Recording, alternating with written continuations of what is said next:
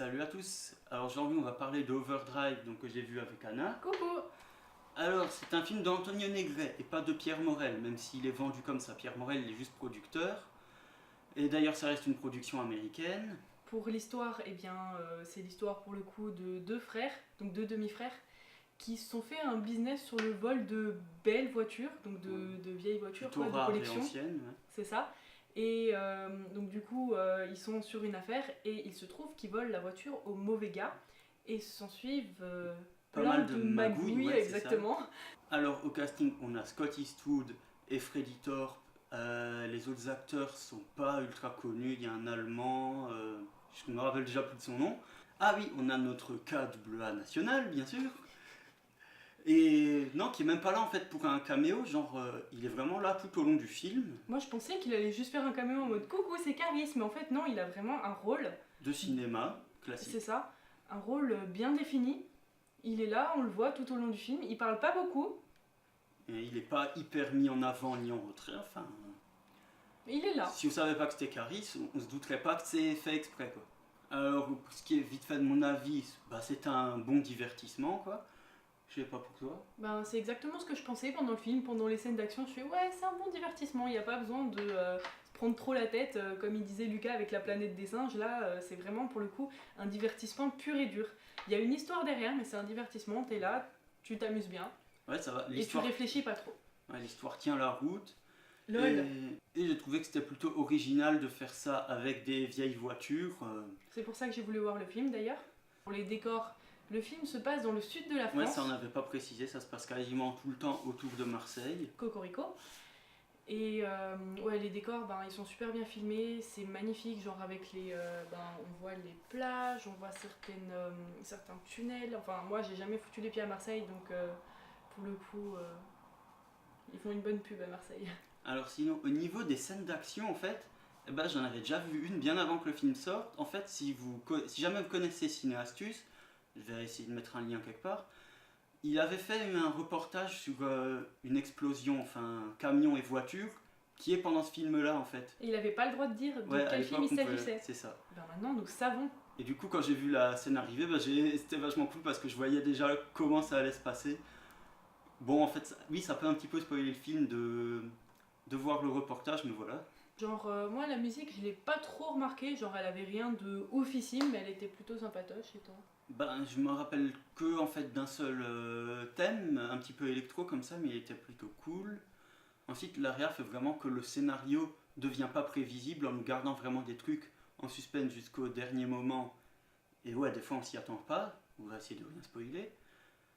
D'ailleurs, le scénario a été écrit par les scénaristes de Fast and Furious 2 qui n'étaient pas très bons. Et du coup, ils sont plutôt améliorés, on va dire ça. Alors pour les personnages, je trouvais pas qu'ils avaient un caractère hyper profond. Hein, c'est genre les mecs en mode rappelle-moi, ou alors je drague, ou alors l'autre. Enfin, tu vois ce que je veux dire ou pas? Ben, le seul personnage plutôt intéressant, c'est la copine de Ouais, la Scott blonde. Eastwood. Non, Non, non, Ah non, l'autre. pas la blonde. Moi je trouvais que la blonde était intéressante. Ah oui, aussi, non, mais Parce la qu'elle petite conduit des amie gros camions. Ouais. qui veut s'intégrer au business et qui est plutôt douée en fait. Et donc ça, c'était un développement vachement sympa. Ouais. Bon, ensuite, ils n'ont pas autant de profondeur, par exemple, que les personnages de Fast and Furious, Oui. qui ont vraiment un aspect famille. Là, on a une petite fenêtre sur leur univers, mais ensuite, à part pour ce qui concerne le père donc des deux personnages principaux, Qui sont donc demi-frères, ils ont juste le même père en fait. ouais, on n'en sait pas énormément, mais enfin, ça suffit, voilà, c'est ça. Et puis on s'attache quand même relativement aux deux frères parce que ils raillent un petit peu leur père comme ça et là pendant le film. Puis c'est drôle quoi. Je sais pas, j'ai trouvé assez attachant quand même. Et puis même les voitures occupent un petit peu les postes de stars, quoi, parce que je sais pas, si vous avez vu Suicide Squad, ben, les voitures sont un petit peu présentées comme les membres de la Suicide Squad. Voilà. Et ouais, pour le coup, en fait, le premier truc qu'on voit du film, c'est la voiture, c'est la Bugatti. Ouais, c'est ça. Trop belle. Genre, c'est celle qu'il y a sur l'affiche principale qu'il y a dans les cinémas. Genre, au milieu, en plein milieu, c'est la Bugatti, la noire, elle est superbe. Et c'est le premier truc qu'on voit du film. Ben, maintenant, on peut parler des acteurs. Donc, ouais, la plupart des acteurs doivent jouer en français et en anglais. Ouais. sauf les deux personnages principaux. C'est ça. Ah ouais, comme on le disait, Caris fait un travail d'acteur. Bon, on va pas Très dire acceptable. qu'il est, enfin, il est pas ultra excellent, mais il est pas mauvais non plus. C'est ça, ouais, c'est très correct. C'est ça. Et ouais, on l'entend parler. Bon, comme je disais avant, il parle pas beaucoup. On l'entend dire peut-être 2 phrases en français et 2 phrases en anglais, mais. Non, il parle. Non, c'est vrai qu'il dit 2 phrases en anglais, mais non, Ouais. il dit quand même plus que 2 phrases en français. Ouais, à part descend et. Non, il est bouge quand et- même il est quand même physiquement là. Oui, et il sert à quelque chose, quoi. Mais bon, hors Caris, il y a vraiment genre les. Ah oui, par contre, les personnages français, quand ils parlent anglais, ils ont pas un accent abusé, sauf un seul, et c'est pour donner un Il s'est effet fait comique. exprès, ouais. Voilà. Et après, il l'a plus, genre, autant pendant les autres scènes. Donc, c'est pas Sinon, la vraiment blonde, dégueulasse. elle Ouais. parle hyper bien français et De anglais en fou. même temps. Je sais plus son nom d'actrice, ni son personnage. Devine. Ah oui. c'est Et ça. non, mais moi, bon, vraiment, c'était mon personnage préféré du film. Mais du coup, ouais, elle, franchement, genre, j'aime bien. Et elle parle super bien les 2 langues. Et elle a juste une toute petite, genre, un microscopique accent en français. Mais autrement, y a aucun souci, quoi. Elle est très compréhensible dans les 2 langues. Ouais, et sinon, bon, bah, Scott Eastwood, il se démerde bien, quoi. En fait, il y a 2 acteurs que j'avais plutôt bien aimés, c'est les chefs mafieux rivaux, donc Morier et Max Klemp.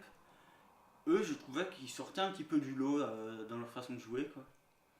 Et d'ailleurs, tu trouvais que celui qui fait L'acteur qui joue Max Clemp, c'est ça, ressemble à Benoît Hamon. Donc le personnage de Max Clemp, en fait, quand on le voit, genre la première scène où on le voit vraiment, sans parler de flashback, on le voit, il pose tout de suite, ça pose vraiment genre le bonhomme, quoi. Il arrive, il est super froid, il est torse nu, il est tatoué, mais vraiment genre ça pose tout de suite l'ambiance que va donner le personnage.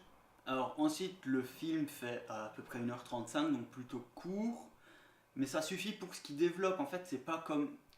Faut pas le comparer aux derniers Fast and Furious, qui sont vraiment des gros films d'action bien bourrins. Là, ça reste plutôt un film de bagnole à moyen budget. Et... Moyen budget, t'as vu les bagnoles aussi? Ouais, mais c'est pas... il fait pas 100 millions de dollars. Oui, en bah fait. oui. Et il se démerde. Il ressemble à la limite au premier Fast and Furious, voilà. Parce que vu que la saga a quand même pas mal évolué. Donc, ouais, ça reste un sympathique film de voiture. C'est Et ça. un peu policier, comme ça, voilà. Pour conclure vraiment, qu'est-ce qu'on peut dire? Ben, si vous aimez les voitures ou les films d'action classiques, en fait, ben, je pense que c'est fait pour vous. Ensuite, cherchez pas un truc ultra intellectuel. C'est ça, si vous voulez regarder un film de bagnole avec la tête reposée, Ouais. allez-y. Voilà, Foncez. c'est le blockbuster inverse de la planète des singes, quoi. C'est ça, c'est exactement ce que je disais avec Lucas la dernière fois. Et, Ça fait le travail, ça fait ce qu'on lui demande, Ça quoi. fait le café. Par exemple, il y a des scènes de tension, on ressent de la tension, c'est tout ce qu'on demande. Donc voilà, les bandes annonces et les affiches sont clairement pas trompeuses, donc si vous aviez envie d'aller le voir, allez-y.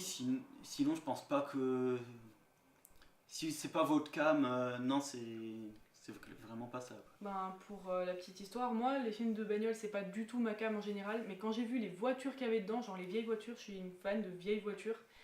Et quand j'ai vu ça, je me suis dit, ok, alors je vais venir avec toi. Parce que, ouais, vraiment, si vous voulez vous rincer l'œil sur des vieilles voitures, allez-y. En tout cas, merci d'avoir regardé la vidéo. Donc n'hésitez pas à vous abonner, à donner votre avis sur le film en commentaire. Et à partager, c'est le plus Ouais, important. c'est ça. Nous, on vous dit à plus.